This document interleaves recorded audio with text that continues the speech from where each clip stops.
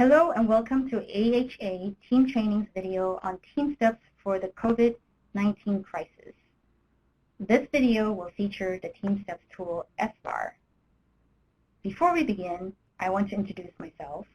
My name is Yuming Huang, and I am an Associate Adjunct Professor at the UCLA Department of Anesthesiology and Perioperative Medicine, and the Education Director at the UCLA Simulation Center. I am also a TeamSTEPPS Master Trainer and a consultant for AHA Team Training.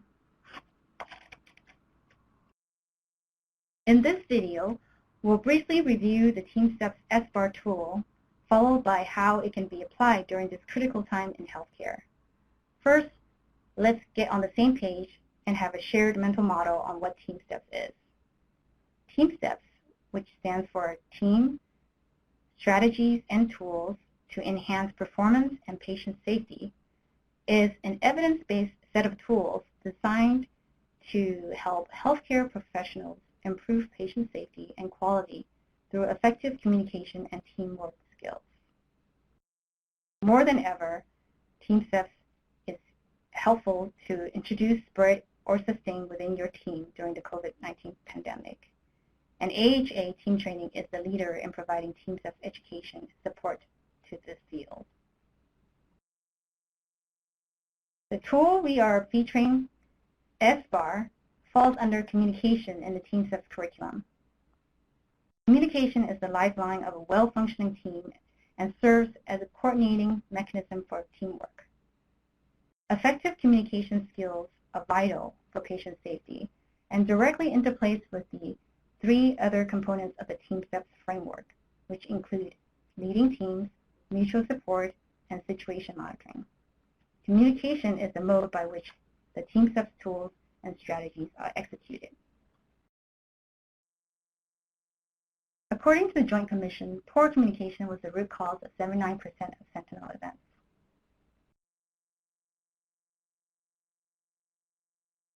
To deliver effective communication, it must have 4 standards.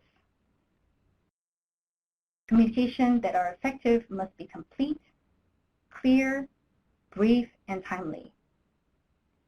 Whenever we share information with the team, which can include other providers, patients, or family members, having these 4 standards met will ensure that communication is the tool that's featured here in this video, SBAR. SBAR can help us become better team communicators. SBAR is a structured way to facilitate concise and timely communication about what's going on with the patient and what you need. SBAR stands for Situation, Background, Assessment, and Recommendation or Request. The S for Situation is a concise statement of the problem. In just 1 or 2 sentences, say what is going on with the patient. B for Background is all the pertinent information that's related to the current situation, anything that's leading to the current situation, any factors or clinical context. The A for Assessment is your analysis of what's going on. What did you find or think is the cause of the problem? The R can be either a recommendation or a request. This is the specific action that you would like the sender to do, or you would like to ask of the sender. So this sounds pretty straightforward, but in practice it's a bit more difficult. The key to doing good SBARs is to keep it simple and concise. And we will review some specific examples. When SBAR is done properly, it has been shown that it could improve communication among healthcare teams and ultimately reduce communication errors and patient harm. These research studies show that using SBAR, in this particular study, there was a reduction rate of adverse drug events from 30 to 18 per 1,000 patients. In this other study, after implementation of SBAR, there was a decrease in unexpected deaths from 0.99 to 0.34 per 1,000 admissions. So you can see with the proper implementation of SBAR, this tool can help reduce errors and improve patient safety. So now we're going to review a number of SBAR examples that are specific to the COVID crisis. And the first example here is one from a nurse calling a physician to escalate care for a deteriorating patient. In this case, the situation would be, "Hi, Dr. Lee. This is Nurse Jones on 7 East, Med-Surg floor, calling about COVID-19 positive patient Jessie Romero. She is having trouble breathing." Background: she arrived from the ER this morning on 2 liters by nasal cannula. Over the last 2 hours, I've had to increase flow to 5 liters nasal cannula to keep her SAT over 92%. Now she's reporting worsening difficulty breathing, and her oxygen saturation is hovering in the high 80s on simple face mask at 10 liters. Her other vital signs are stable, and she denies any chest pain. She is 67 years old with diabetes and flu code. My assessment is that I'm concerned about the worsening hypoxia over the last couple of hours, likely from her COVID-19 pneumonia. My request is if you could please come assess her and see if she needs ICU transfer. So in this example, it probably took 30 seconds or a minute at the most for this. So again, keeping it short and concise will help deliver the message in a prompt way and timely manner. Our second example is from a physician to another physician. In this case, it's an example from Houston Methodist, where they've implemented a team of anesthesiology providers, which serves as the airway and vascular access team that help the intensivists with procedures. Usually when the intensivist or someone from the ICU calls, they would just say something like, intubation is needed in room 5, and that's pretty much it. That doesn't give the anesthesiologist any detail to help them prepare for the event. So by implementing SBAR, they were able to become more prepared to help with the procedure. So in this case, the situation would be, I'm calling from the ICU about a COVID-positive patient whose saturation is 90% despite 8 liters per minute of oxygen. Background is that he was admitted several days ago with fever and cough and transferred to ICU yesterday due to shortness of breath and positive chest X-ray. The assessment is that our intensivist feels he needs mechanical ventilation. And the request is to ask you to come and intubate and place an A-line. We'll have PPE, intubation equipment, and A-line set up for you.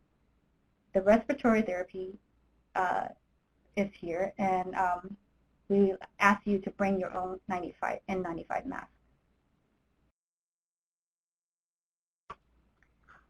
Example number 3 is one with a nurse calling the transport team, and this is a really short one to illustrate the preciseness and conciseness of the communication of this tool.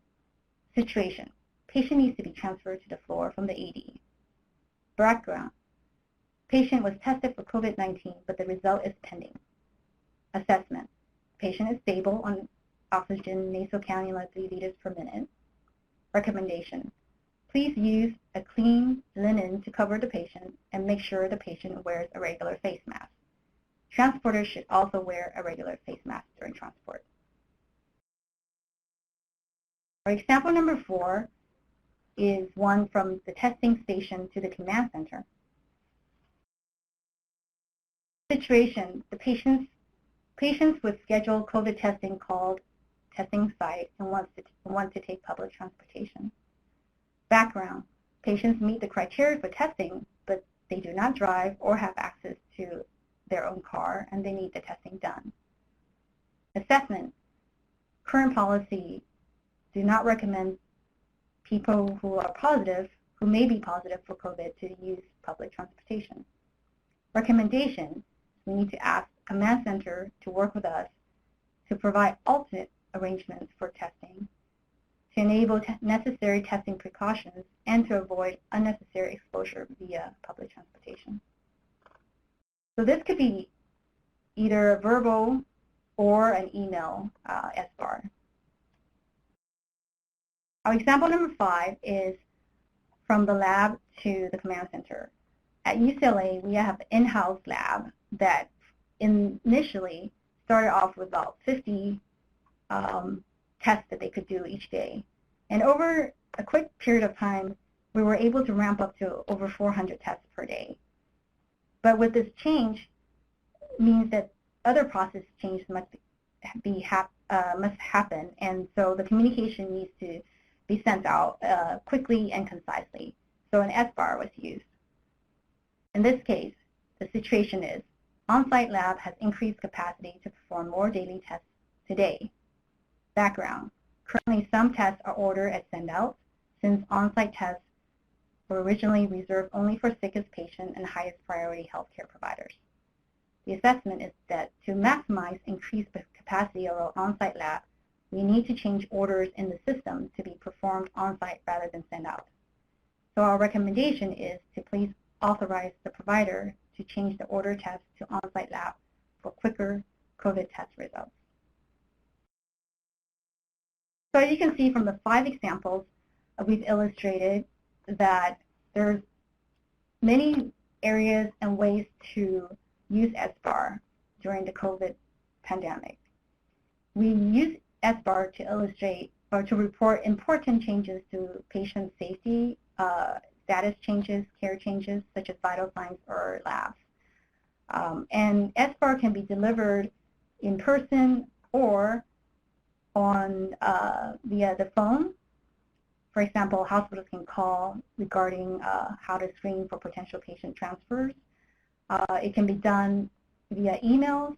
We've had employee health concern emails related to potential COVID exposure sent out. We've had leadership emails sent out to staff about the work return to work policy after exposure. We've had research information sent out in SBARs, and SIM center operations and resources made available via SBAR formats. SBAR can be used during morning briefs and huddles, for example, in discussing, an urgent message about PPE shortage. So in this case, situation is we have a shortage of N95 masks. Background is that our burn rate has quadrupled, and we're not replenishing at the same rate. Assessment is that we need to conserve masks, and there's safe ways to do this. We use UV GI, UV germicidal, and it's effective. And we have 3 machines available. They can process up to 1,000 masks per hour per day, and the mask can be picked up and returned in 30 to 45 minutes. So the recommendation is to roll out for the main OR starting on Monday, and the drop-off and pickup location is indicated here. We've also had SBAR being used for signage. In a case where there's a procedure being done and someone else goes into the room and notices the proceduralist wearing an N95, they might be shocked and a little bit sort of taken off back, wondering why they're wearing N95. So the solution is to place an SBAR on the procedure room door so that people know what's going on in that room. So the situation here would be very simply stated, aerosolizing procedure. Background would be asymptomatic patient. Assessment would be not high risk. And recommendation would be stay 6 feet away from the procedure with standard PPE. We've used SBAR in command center planning meetings and other meetings to present problems and propose solutions. We've used SBAR to create short clinical or policy procedural guides and children's In Minnesota, Children's Hospital in Minnesota created a one-page handout shown here at SBAR for corticosteroid use in COVID-19. And finally, SBAR can be used for handoffs. Usually, for a shift change handoff, we recommend using another TeamSTEPPS tool, I Pass the Baton. But for quick transfer reports from the floor to the ICU, SBAR can be used for a simple handoff.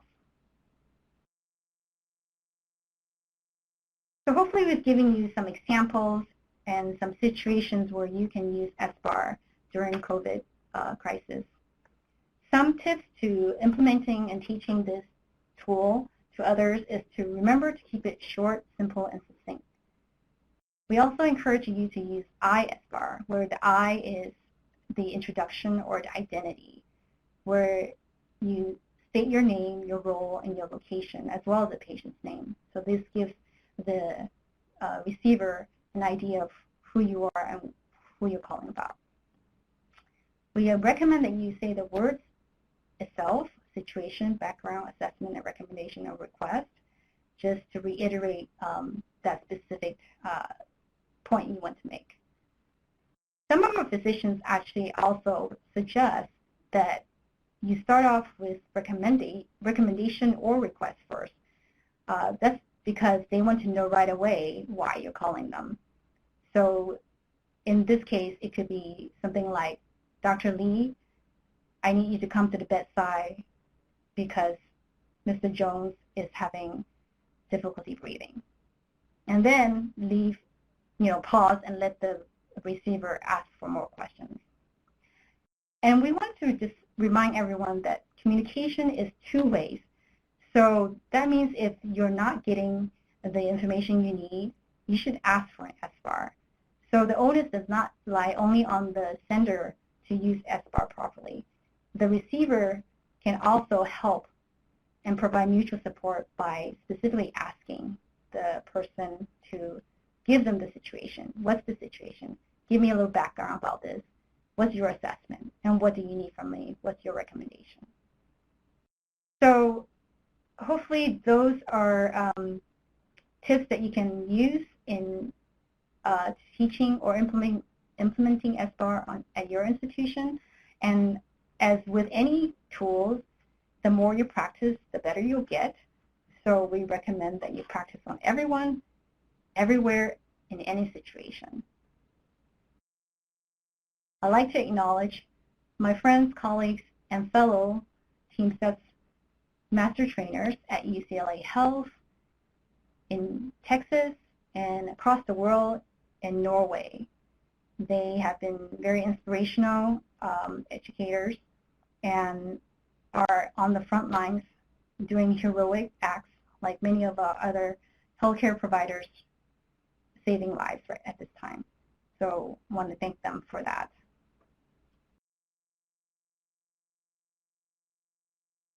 And finally, just keep in mind that Age 8 team training is here to support you during the COVID-19 crisis and for all your future patient safety and quality improvement needs. Please feel free to get in touch with the team if you need any additional assistance or resources. Thank you for listening.